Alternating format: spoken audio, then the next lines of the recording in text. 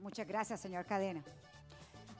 Los escenarios energéticos son herramientas de planificación. Estos nos ayudan a predecir y explorar posibles problemas y nos preparan ante eventuales adversidades y la incertidumbre. A continuación, quiero dejarlos con el exministro de Minas y Energía, Tomás González, quien es el actual director del Centro Regional de Estudios de Energía, pero quien se ha desempeñado en múltiples roles desde el sector privado y público con su presentación Escenarios Energéticos. El señor González es PhD en Economía y Filosofía de la Universidad de Londres y maestro en Ciencias Económicas de Warwick. Bienvenido, señor González. Muchas gracias.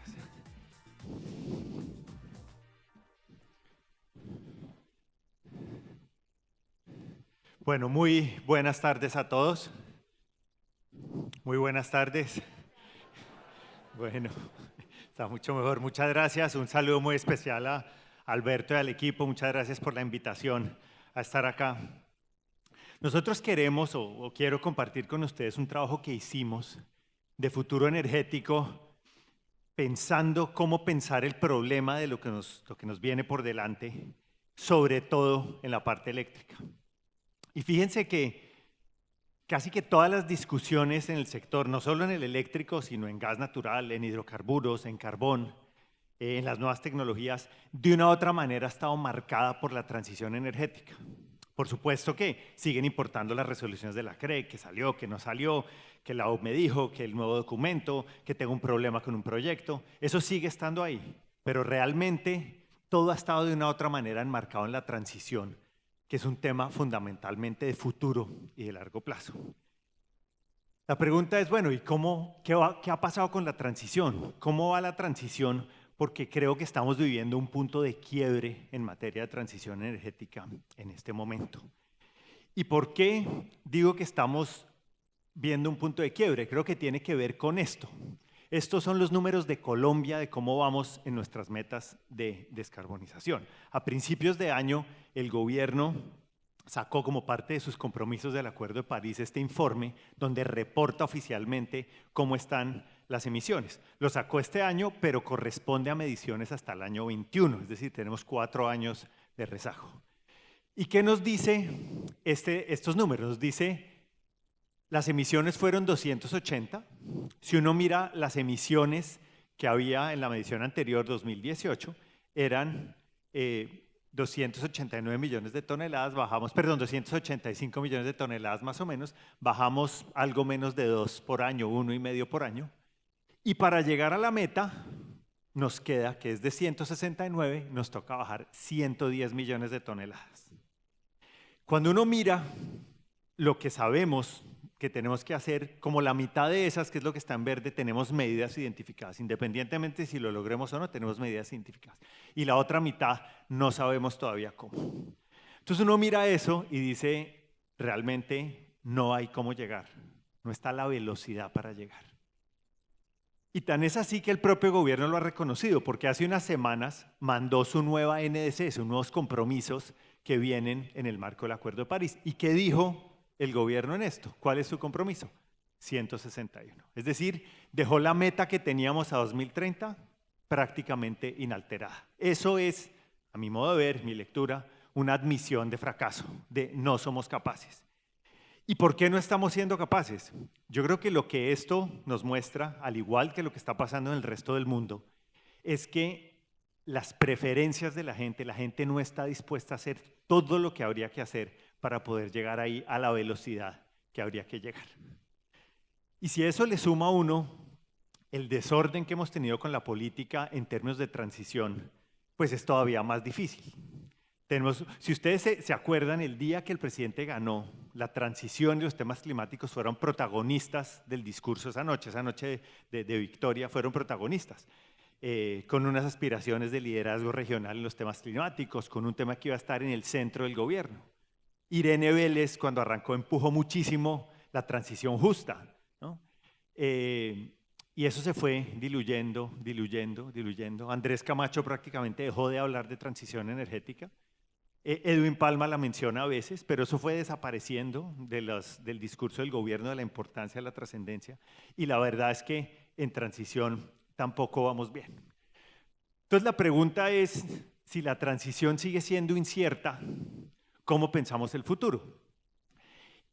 Y lo que nosotros hicimos con el equipo de ISA y con el equipo de la Escuela de Ingeniería de Antioquia, más una persona que ustedes deben conocer que se llama Andrei Romero, que nos ayudó en la modelación eléctrica, lo que dijimos fue, construyamos unos escenarios en que tengamos unas transiciones aceleradas en un caso, suponiendo que recuperamos el ímpetu en algún momento, y unas mucho más lentas. Y con eso podemos ver eso que implicaría para el futuro del sector, si vamos rápido o si vamos despacio. El primer escenario que hicimos, para que ustedes lo tengan en mente de los números que les voy a mostrar, el primer escenario que hicimos es un escenario en que la transición la hace el cambio tecnológico. Entonces, este es un escenario donde realmente tenemos mucha innovación, los costos de las tecnologías caen rápido, somos capaces de adaptarlas, tenemos un consenso social para poder hacer los grandes proyectos. Entonces, aquí la innovación es la que manda. Alcanzamos la carboneutralidad en 2050 con las metas que hemos anunciado. Aquí, de todas maneras, no hay una inversión tan grande en recursos distribuidos, en generación distribuida y autogeneración.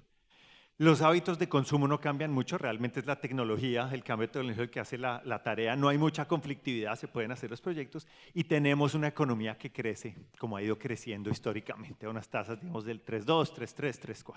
Es el primer escenario, la tecnología hace el cambio. El segundo es un escenario donde hay cambios de comportamiento, donde se materializa esa aspiración en que los consumidores se vuelven mucho más conscientes. Entonces, ese cambio cultural es el principal determinante, el principal driver. Tenemos descarbonización en 2050. Aquí tenemos, como hay unos cambios de comportamiento, no solo tenemos una alta penetración de recursos distribuidos, sino que tenemos un alto cambio hacia movilidad eléctrica, hacia transporte público. Entonces hay unos cambios muy importantes desde el punto de vista de los hábitos de consumo.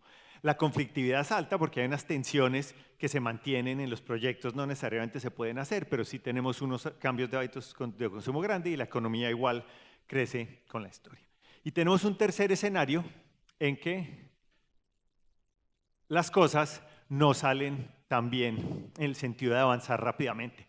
Aquí nos enredamos en los conflictos socioeconómicos, en los conflictos ambientales. Se nos enreda la meta de descarbonización y nos descarbonizamos realmente en 2070, o sea, 20 años después de la meta. Y tenemos, como no hay esos consensos y tampoco hay cambios de comportamiento, no hay mucha penetración de generación distribuida, no hay cambios importantes en los hábitos de consumo, sigue habiendo muchas tensiones o hay muchas tensiones y suponemos que la economía crece al ritmo histórico. Entonces ahí tenemos tres escenarios. Entonces el futuro puede ser con una transición rápida, sea por la tecnología o por los cambios en los hábitos, son dos escenarios plausibles, y uno en que vamos mucho más despacio. ¿Cómo modelar lo que eso significa para el sistema? Entonces lo que hicimos fue hacer en nuestro modelo central, que es un modelo de optimización, que nos determina cuál es la canasta energética que minimiza los costos de atender la demanda. Miramos cuáles podrían ser las matrices energéticas que salieran de ahí con el modelo de dinámica de sistemas de la Escuela de Ingeniería de Antioquia, que ese mira la transmisión regional, que mira todas los loops que hay en los factores que determinan la transición. Esto fundamentalmente nos ayuda a determinar cuánta generación distribuida había. Cuando los modelos convergieron y tenemos cómo sería la configuración de la matriz y cuánta generación distribuida tendríamos, además hicimos una división por regiones para poder mirar esto regionalmente qué implica, porque no podemos seguir mirando el problema agregadamente. Entonces esto nos dio cómo era la configuración energética regional y eso lo metimos a un modelo de red. Esas configuraciones regionales, esas demandas de energía regionales, esa configuración de generación regional, se la metimos a un modelo de red para entender eso qué significa en términos de lo que hay que hacer en transmisión. Como bien decía Medardo, que acaba de terminar, a veces uno pensaría que la discusión se agota en cuánto viento y cuánto sol, y si hacemos suficiente viento y suficiente sol, hicimos la transición, o no. Pero realmente el tema de las redes es fundamental, como vamos a ver.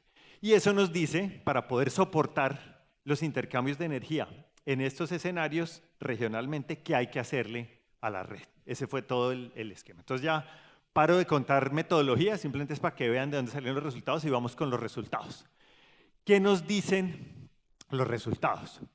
Lo primero es cómo se ve el consumo final en los diferentes escenarios. Es la matriz de consumo final. Los colores representan los diferentes energéticos y aquí tenemos a la izquierda el punto de partida del modelo que lo calibramos con 2021. Hicimos el punto de llegada a 2040 porque la transmisión, la red la modelamos a 2040.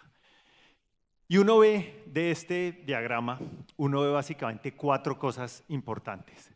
La primera son los crecimientos en la demanda de energía, que son los porcentajes que están ahí arriba. En este periodo la economía casi se duplica, creciendo a tasas históricas, pero la demanda crece muy parecido en el escenario 1, que es el de cambio tecnológico, y en el escenario 3, que es en el que vamos lento en la transición, básicamente por 2 razones. Uno, porque tenemos una restricción de emisiones en el primer escenario que nos limita o nos obliga a electrificar la economía muy rápido y a tener ganancias en eficiencia. Y en el otro, si bien no tenemos en el último, si no tenemos grandes restricciones de emisiones operando, sí tenemos de todas maneras una electrificación por cambio tecnológico y costos de las tecnologías de bajas emisiones que van cayendo. Y en el escenario 2, a 2040, inclusive una reducción en la demanda, producto de los cambios de comportamiento, fundamentalmente. Y eso tiene que ver con movilidad y con transporte, que es el sector que más demanda energía. Segunda cosa, el área verde o el pedazo verde, que es la participación de la electricidad en la matriz. Ustedes ven cómo pasa de un 18% hoy, más o menos, a niveles cercanos al 40-45%. Es decir, que eso es consistente con los análisis que se han hecho, que hemos hecho nosotros, que han hecho otros, pues electrificar todo lo que sea electrificable. Tercera cosa, miren lo que le pasa a la gasolina y al diésel, que son este amarillo y este azul. Se van comprimiendo muy rápidamente por los cambios en tecnología. Y tal vez mencionaría de último el tema del hidrógeno, que realmente entra solo en el primer escenario en la medida que la restricción de emisiones es muy fuerte y hay que producir energía limpia, aunque sea más caro para cumplir con ella. Entonces ahí tenemos una economía que tiene que volverse mucho más eficiente en el consumo de energía, una economía que se electrifica y una economía que se va saliendo de los fósiles. Pero aún en este caso donde no hay transición rápida, fíjense que hay una salida de los fósiles, pero no es por la política ambiental, no es por la restricción de emisiones, es por el cambio tecnológico, por la caída de costos de las tecnologías de bajas emisiones. Entonces, si uno mira lo verde y dice, bueno, si la economía se tiene que electrificar así, tiene que tener tanto consumo de energía, ¿de dónde sale esa energía? Y aquí está la respuesta. Aquí tenemos ya las diferentes tecnologías de generación, son los colores, la altura de las barras es la capacidad de generación, y ahí lo que vemos es nuevamente los 3 escenarios. ¿Qué le dicen a nuestros números? Le dicen lo que realmente va a ser la gran diferencia, o debería ser la gran diferencia, son los renovables. En términos de cantidad de volumen, de expansión de la capacidad, tenemos solar, que es este azul oscuro, tenemos solar distribuido, que entra de manera muy similar en todos los escenarios, tenemos eólico, que es el azulito que está arriba, y en el escenario de más cambio tecnológico logra entrar la eólica offshore, que es suficientemente competitiva para entrar. Por supuesto que hay crecimiento en otras tecnologías, por supuesto que hidro sigue siendo importante, pero realmente el protagonismo se lo llevan, son las tecnologías de bajas emisiones por su propia competitividad. Entonces uno dice, bueno, esto está bien, esto se parece a lo que hemos venido oyendo. ¿Qué pasa a nivel regional? A nivel regional pasa esto. Y fíjense que esto es muy interesante, porque si bien hay un crecimiento en la mayoría de las regiones, se duplica en caso de todas las regiones y Antioquia crece un poco más que el resto, la explosión realmente está en el Caribe, que es lo de color naranja. ¿Y por qué está en el Caribe? Porque en el Caribe está el potencial, va a estar buena parte de la demanda y el modelo asigna eficientemente, tratando de optimizar, asigna la expansión fundamentalmente en estas tecnologías. Entonces, si uno ve eso, dice, bueno, ¿esto cómo me deja en términos regionales? Aquí hay un montón de información, pero lo que quiero es simplemente mostrar el mapa para decir lo siguiente. Acuérdense que partimos esto en 5 regiones. Lo que vemos en cada una de las regiones que están con sus respectivos colores es para 3 momentos del día, la hora 3 cuando la demanda es baja, la hora 11 cuando la demanda es media, o sea, las 11 de la mañana, y la hora 18 cuando la demanda es alta, ¿cuáles son la capacidad de generación que habría en cada una de estas regiones por cada una de estas tecnologías? Los totales están aquí, versus la demanda que habría en cada una de esas regiones en cada una de esas horas del día en 2040. Entonces, esto aquí hay un montón de información, pero uno lo puede poner quizá más claro así. Aquí tenemos los mismos colores, Antioquia en morado, Caribe, Nordeste, Oriental y Suroccidental. Ahí está el mapa para que se orienten. Esto inmediatamente le dice a uno, hay unas regiones que son superhabitarias y hay unas regiones que son deficitarias. Luego tiene sentido que haya unos intercambios de potencia entre regiones para asegurar la operación adecuada del sistema. ¿Y quiénes son los superhabitarios? Pues Antioquia y el Caribe son fundamentalmente superhabitarios, que Oriental y Suroccidental son fundamentalmente deficitarios, entonces vamos a necesitar que haya unas exportaciones de las regiones superhabitarias y unas importaciones de las deficitarias que requieren que la red sea capaz de soportar esos intercambios de energía. ¿Cómo hacemos entonces para mirar qué se necesita en términos de red? Bueno, lo primero que hicimos fue desagregar la generación por área y por cada uno de los tipos de generación, como ya vieron. Lo segundo que hicimos fue quitar lo que pueda aportar los recursos que ya existen en esas regiones. Se los restamos llevando los recursos a su máxima capacidad. En tercer lugar, ubicamos los proyectos en diferentes puntos de la red con un criterio, y es, los ubicamos cerca a la subestación más grande que hubiera en la red, en la región, o si se trataba de recursos, por ejemplo, de gas, cerca a los gasoductos, a las redes de gas, o si era con carbón, pues cerca a donde hubiera minería de carbón. Entonces los ubicamos así. Cuarto, cogimos la subestación más cercana, como ya les decía, las de 220 y las de 500. Quinto, hicimos los despachos para cada hora, para pues, los 3 periodos horarios que les acabo de contar. Sexto, cogimos un modelo de red, que es un modelo que si bien tenemos la red completa, teníamos la red completa, tuvimos problemas de convergencia en el caso del STR. ¿Qué quiere decir eso? Traduciendo esto, lo que eso quiere decir es que en las condiciones actuales de los STRs, ninguno de los STRs, ninguno, no solo los del Caribe, ninguno de los STRs era capaz de soportar ninguno de los escenarios. Entonces lo que hubo que hacer fue hacer trabajar con un modelo que simula los intercambios entre el STN y el STR para ver qué pasaría en estos casos. Séptimo, miramos que la red estuviera en condiciones de funcionar, las condiciones, digamos, estables, y contingencias que se dañaran un elemento, y miramos 500 elementos para que se dañaran. Y por último, con todos estos pasos, dijimos, vamos a ver cuáles son los refuerzos que se requieren para que la red sea capaz de operar de manera estable, cumpliendo los parámetros bajo estas condiciones. Entonces lo hicimos para que los resultados tuvieran, digamos, la robustez que necesitábamos. ¿Cómo son los intercambios entre regiones hoy en día? Estos diagramas están para la demanda mínima, 3 de la mañana, 11 de la mañana y 6 de la tarde. ¿Cómo se leen estos diagramas de cuerdas? Los colores del borde son las diferentes regiones. El color del flujo o el color de las áreas es la región de origen del flujo, y ahí se ve el punto de llegada. Entonces, por ejemplo, a la hora 3, a las 3 de la mañana, Antioquia hoy en día le manda 746 a la región oriental. Nordeste le manda 129 a la región oriental, y así se lee estos diagramas. Entonces, así es hoy. Fíjense que uno mira esto y dice, el corazón del comercio de energía y del funcionamiento del sistema es Antioquia. ¿Qué pasa en el escenario 1, en el de cambio tecnológico? De acuerdo con el modelo, ¿cómo serían esos intercambios de potencia que se requerirían con el análisis que acabamos de hacer?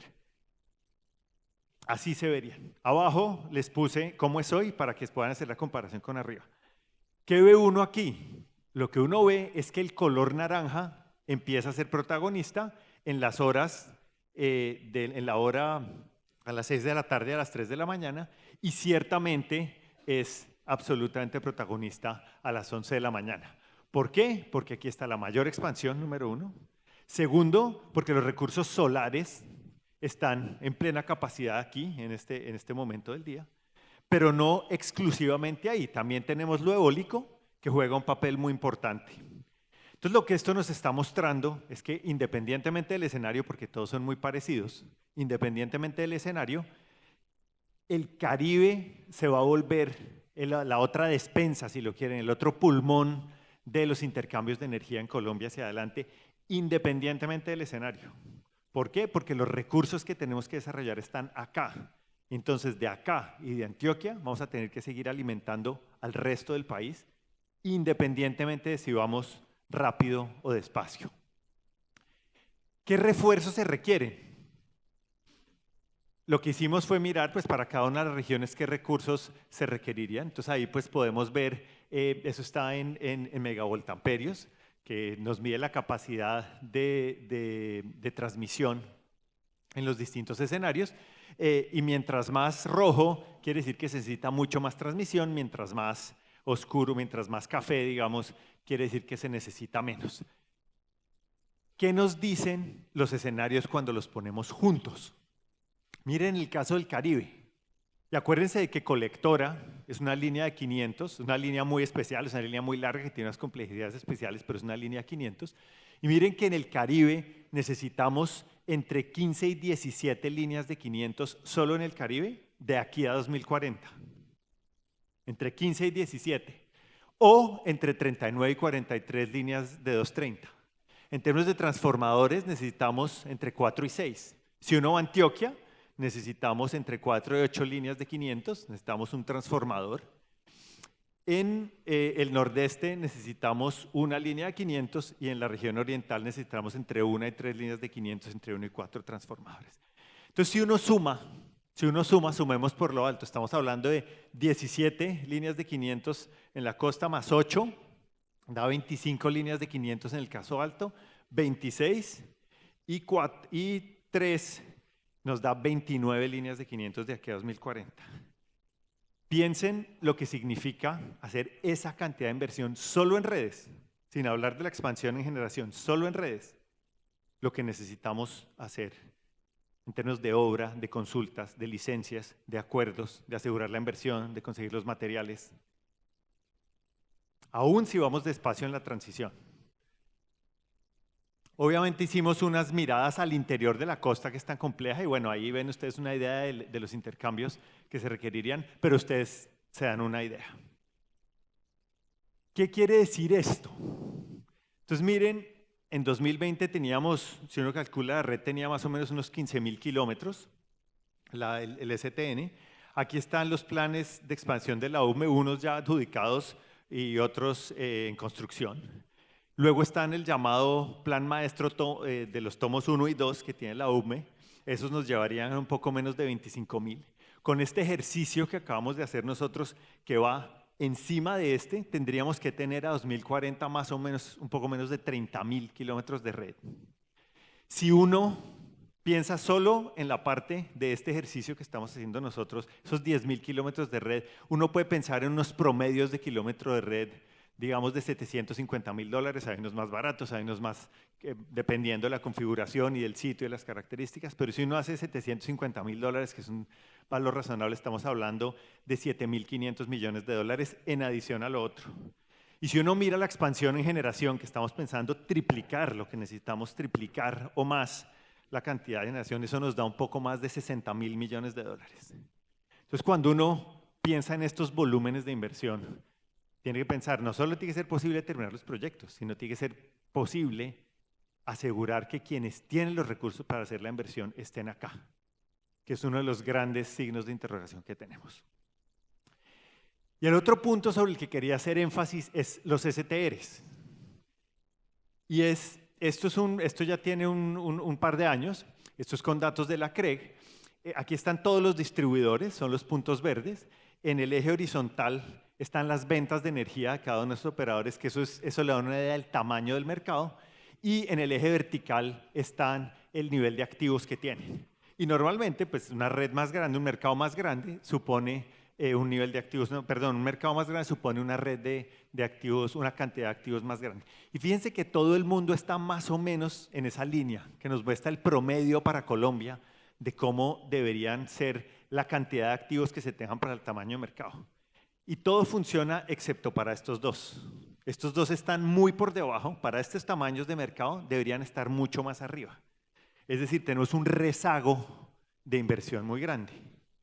Y esto es muy preocupante porque acuérdense que como están las configuraciones de red hoy, ninguno de estos sistemas soporta los escenarios futuros.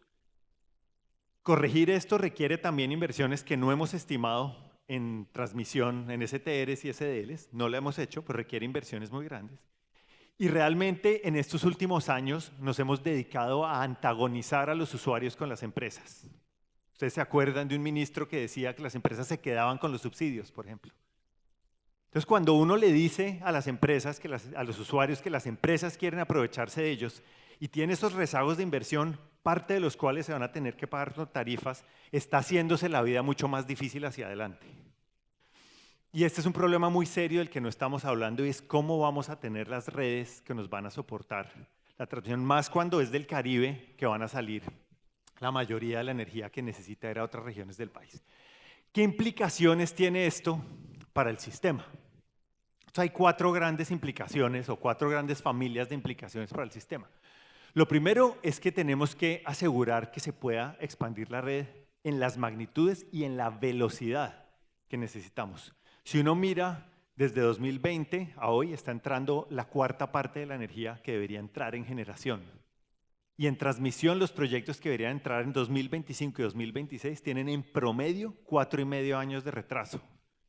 Entonces, si no resolvemos eso, si no lo resolvemos, va a ser muy difícil, tenemos que mejorar los horizontes de planeación, tenemos que incorporar estos retrasos, tenemos que hacer una planeación integrada de los STNs y los STRs y definitivamente hay que mejorar los temas de planeación. Yo creo que el gobierno es una cosa muy positiva con las licencias solares, pero eso hay que moverlo a los demás energéticos y realmente sacarlo adelante.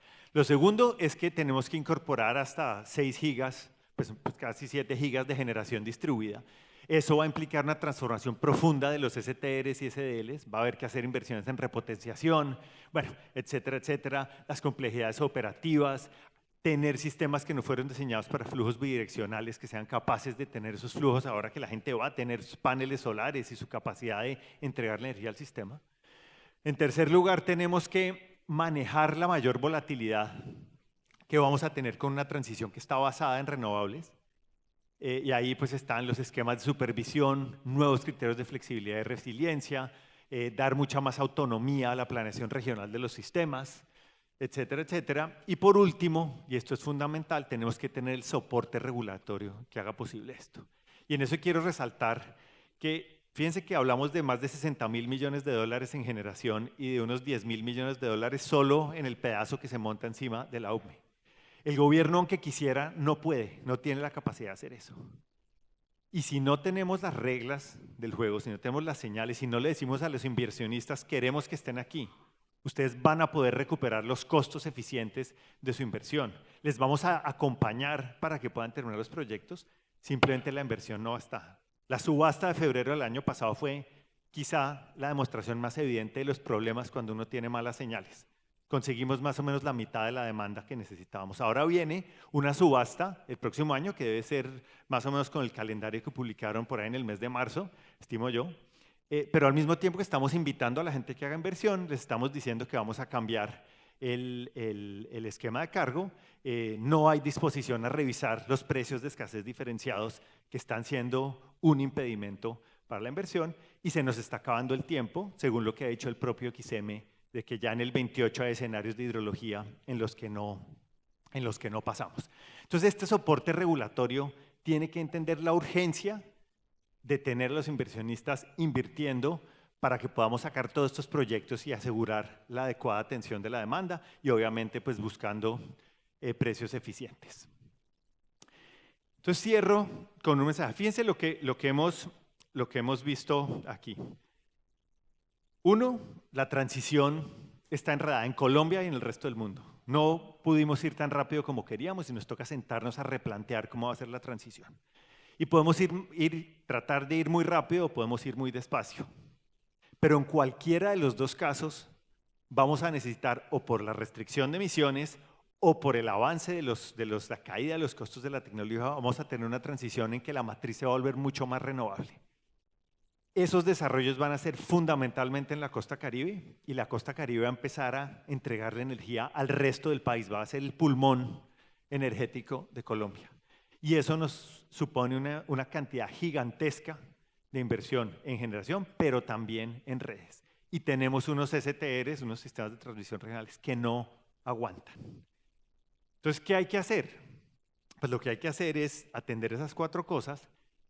Y yo creo que el punto aquí de fondo del mensaje final es que no importa quién gane, no importa si el que gane es de izquierda, es de derecha, si es joven, si es viejo, si es mujer, si es hombre, si tiene mucha experiencia, si tiene poca experiencia, si le gusta el sector privado o no le gusta el sector privado. Independientemente de quién gane, le va a tocar enfrentar una situación en que de aquí, ahí sí a 2050, ya no solo 2040, vamos a tener que multiplicar por 5 la capacidad instalada, vamos a tener que asegurar la entrada de un montón de renovables y vamos a tener que la transmisión a 2050 multiplicarla 2.7 veces. Entonces eso supone, uno, que vamos a tener que trabajar con el sector privado. Queramos o no queramos, vamos a tener que trabajar con el sector privado.